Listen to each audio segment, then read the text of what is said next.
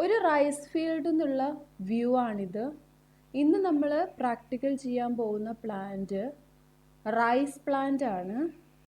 This is Oryza sativa, belongs to the family Graminae or Poaceae. നമ്മളുടെ നെല്ലാണിത്. അപ്പോൾ ഇതിൻ്റെ ക്യാരക്ടേഴ്സാണ് ഇന്ന് നമുക്ക് നോക്കാനുള്ളത്. നിങ്ങൾക്കറിയാം, this is A annual plant. ഒരു 150 ഡേയ്സ് കൊണ്ട് ലൈഫ് ടൈം കംപ്ലീറ്റ് ചെയ്യുന്ന ഒരു പ്ലാന്റ് ആണ്. സോ ഒരു ആനുവൽ പ്ലാന്റ് ആണ്. അതുപോലെ തന്നെ ഒരു ഹെർബേഷ്യസ് മെമ്പറാണ്. So annual herb. So it's habit is annual herb. Stem characters നോക്കുകയാണെങ്കിൽ stem of grasses called culm, CULM.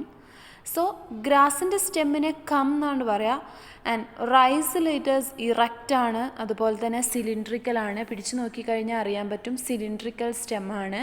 And it is hollow at the internodal region and solid at nodal regions.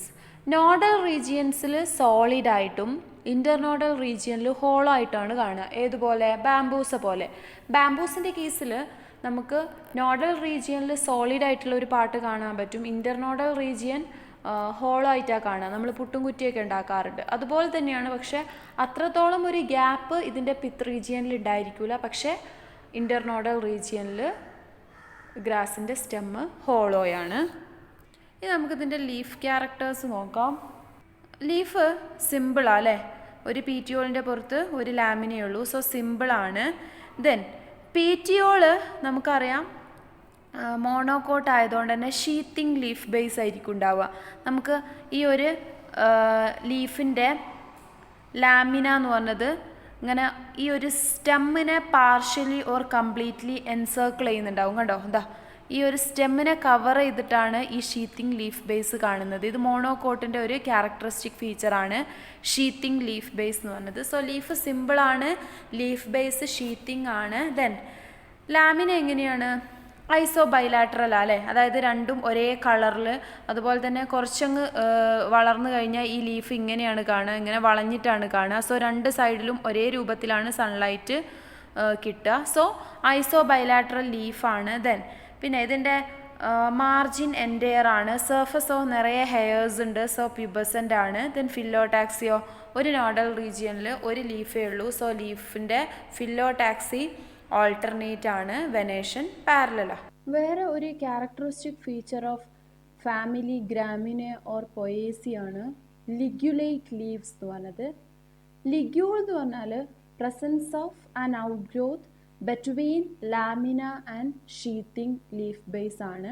ഷീത്തിങ് leaf ബേസിൻ്റെയും ലാമിനൻ്റെയും ഇടയിൽ കാണുന്ന out growth ആണ്.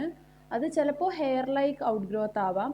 So അങ്ങനൊരു out growth present ആണെങ്കിൽ അങ്ങനത്തെ ലീഫിനെ ലിഗ്യുലേറ്റ് leaf എന്നാണ് പറയുക.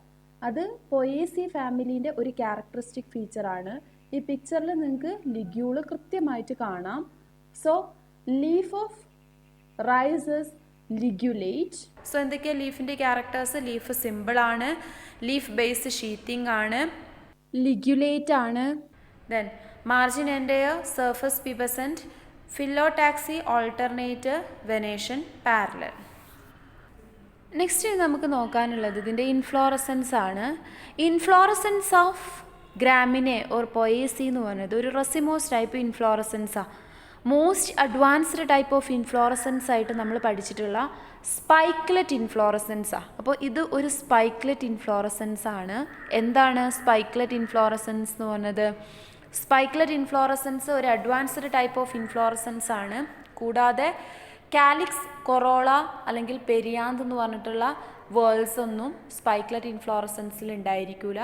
പകരം കുറച്ച് ബ്രാക്സും ബ്രാക്ടിയോൾസും മോഡിഫൈ ചെയ്ത സ്ട്രക്ചേഴ്സാണ് ഉണ്ടാവുക. അതിൻ്റെ ഉള്ളിൽ എസെൻഷ്യൽ ഓർഗൻസ് കാണാൻ പറ്റും. സോ കാലിക്സ്, കൊറോള എന്ന് പറഞ്ഞിട്ടുള്ള സ്ട്രക്ചേഴ്സ് ഉണ്ടാവില്ല. പകരം ബ്രാക്സും ബ്രാക്ടിയോൾസും മോഡിഫൈ ചെയ്ത ഗ്ലൂംസ്, ലെമ്മ, പാലിയ പോലത്തെ സ്ട്രക്ചേഴ്സ് അതിൻ്റെ ഉള്ളിൽ പ്രൊട്ടക്റ്റ് ചെയ്തിട്ട് ആൻഡ്രീഷും ഗൈനീഷും പ്രസൻ്റ് ആയിരിക്കും. സോ ഇനി നമുക്ക് സ്പൈക്ലെറ്റ് ഇൻഫ്ലോറസൻസിനെ ഡീറ്റെയിൽ ആയിട്ട് നോക്കാം. And the position of the spikelet inflorescences എവിടെയാ? ടെർമിനൽ പൊസിഷനാണ് അല്ലേ? So inflorescence of Oryza sativa is terminal spikelet inflorescence. ഈ ഒരു ഇൻഫ്ലോറസൻസ് കാണുമ്പോൾ നിങ്ങൾക്ക് തോന്നുന്നുണ്ടാവും ഇത് നെല്ലല്ലേ, ഇത് ഫ്ലവർ ആണോ എന്ന്, അല്ലെങ്കിൽ ഇതൊരു ഇൻഫ്ലോറസൻസ് ആണോ എന്ന്. പക്ഷെ നിങ്ങൾ ഈ ഒരു ഇൻഫ്ലോറസൻസിലേക്ക് സൂക്ഷിച്ച് നോക്കിക്കഴിഞ്ഞാൽ ഇവിടെ കാണുന്നുണ്ടോ യെല്ലോയിഷ് കളേർഡ് സ്ട്രക്ചർ? ഇത് ഇതിൻ്റെ സ്റ്റീമൻസാണ്. ഇതന്നെയാണ് ഇതിൻ്റെ ഫ്ലവർ. ഇത് പോളിനേഷനും ഫെർട്ടിലൈസേഷനും ശേഷം സീഡ്സ് ഫോം ചെയ്യുന്ന സമയത്ത് അല്ലെങ്കിൽ എൻഡോസ്പേം ഫോം ചെയ്യുമ്പോഴാണ് അത് റൈസ് ആയിട്ട് മാറുന്നത്. അതുവരെ ഇത് ഏതാണ്? ഒറൈസ സറ്റൈവൻ്റെ ഇൻഫ്ലോറസൻസ് ആണ്. സോ ഇത് ഒറൈസ സറ്റൈവൻ്റെ ഇൻഫ്ലോറസൻസ് ആണ്. ഇതിൻ്റെ ഉള്ളിലാണ് നമുക്ക് എൻഡോസ്പേംസ് അല്ലെങ്കിൽ റൈസ് ഫോം ചെയ്യുന്നത് കാണാൻ പറ്റുക. അത് കുറച്ചും കൂടെ കഴിയുമ്പോഴാണ് ഫോം ചെയ്യുക. സോ ഇൻഫ്ലോറസൻസിൻ്റെ ക്യാരക്ടേഴ്സ് കാണാൻ വേണ്ടിയിട്ട് ഞാൻ ഇതിന്ന് ഒരു ഫ്ലവർ പറിച്ചെടുക്കുന്നുണ്ട്.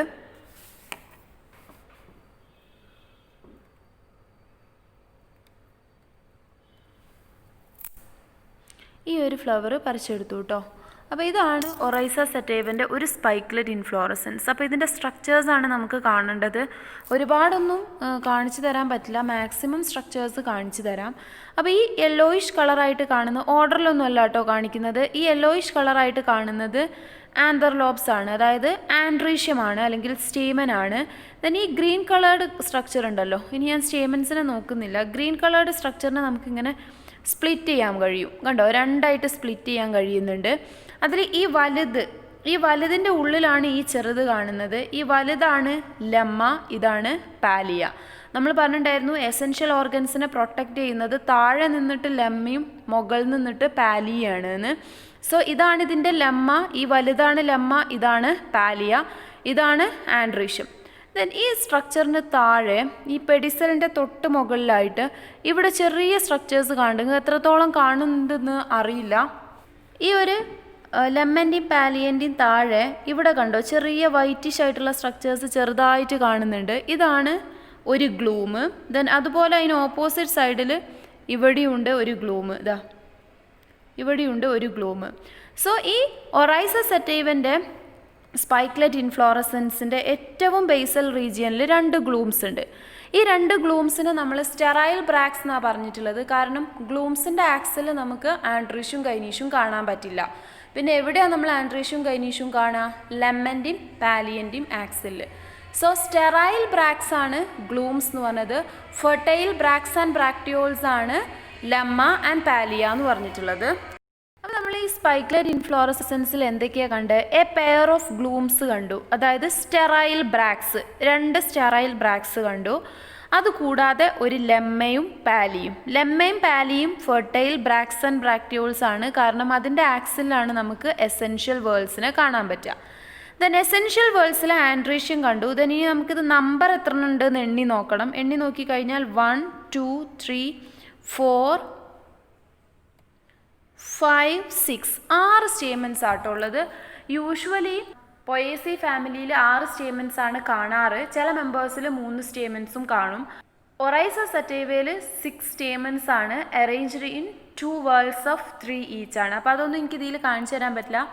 6 സ്റ്റേമൻസ് ഉണ്ടെന്ന് മനസ്സിലാക്കുക. അതുപോലെ തന്നെ ഈ സ്റ്റേമൻസിൻ്റെ ഷേപ്പ് നിങ്ങൾ ശ്രദ്ധിച്ചിട്ടുണ്ടാവും.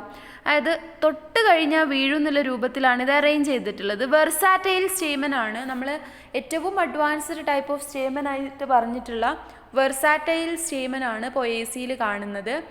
അത് ആനിമോഫിലിക്ക് വളരെയധികം ഉപകാരപ്പെടും. ആനിമോഫിലി എന്ന് പറഞ്ഞാൽ പോളിനേഷൻ വിൻഡാണ്. സോ ജസ്റ്റ് ചെറിയൊരു വിൻഡ് വരുമ്പോഴേക്ക് എന്ത് ചെയ്യും? പോളൻ ഗ്രെയിൻസ് വിൻഡ് വഴി ഡിസ്പേഴ്സ് ചെയ്യാൻ ഹെൽപ്പ് ചെയ്യും. സോ അതിന് വേണ്ടിയിട്ട് ഒരു പോയിന്റിൽ മാത്രമേ ഫിലമെൻറ്റുമായിട്ട് ഈ ഒരു ആന്തർലോപ്സ് അറ്റാച്ച് ചെയ്യുന്നുള്ളൂ.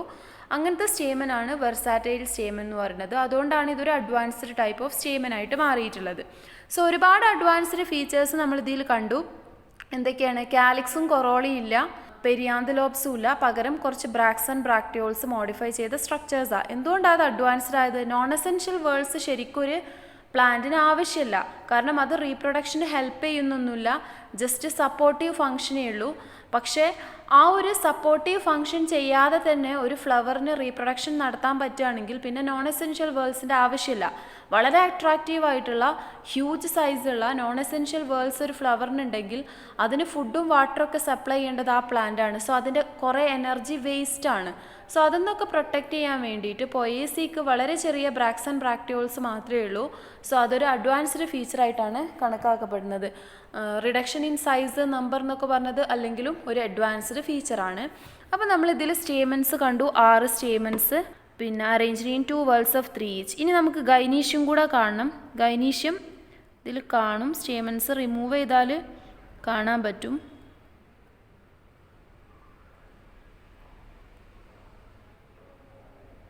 ആന്തർലോപ്സ് ശരിക്കും കാണുന്നുണ്ടല്ലോ അല്ലേ, 6 ശരിക്കും കാണാൻ പറ്റും.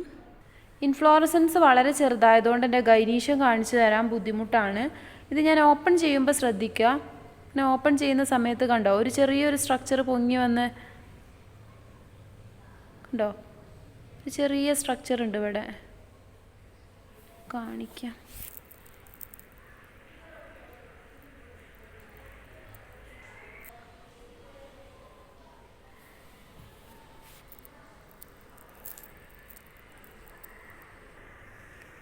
ഒരു ചെറിയ സ്ട്രക്ചർ ആ ലെമൻ്റെയും പാലിയൻ്റെയും ഇടയിൽ കാണുന്നുണ്ടോ, വളരെ ചെറുതായിട്ട്.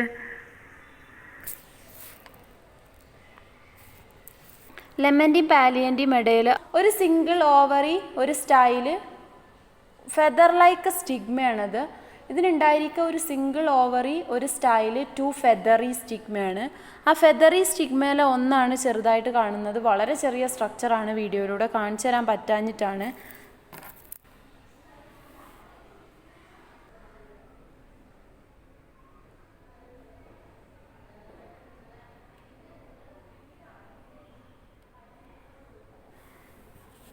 ഈ പാലിയൻ്റെ ഇപ്പുറത്ത് കാണുന്ന ചെറിയ സ്ട്രക്ചറാണ് single ovary and its placentation is basal. So ഒരു സിംഗിൾ ഓവറി മോണോകാർപ്പലറി ആണ്, unilocular. Superior ovary with basal placentation, style single, stigma 2 lobed and feathery. പിന്നെ നമുക്കറിയാം fruit of Oryza sativa is caryopsis.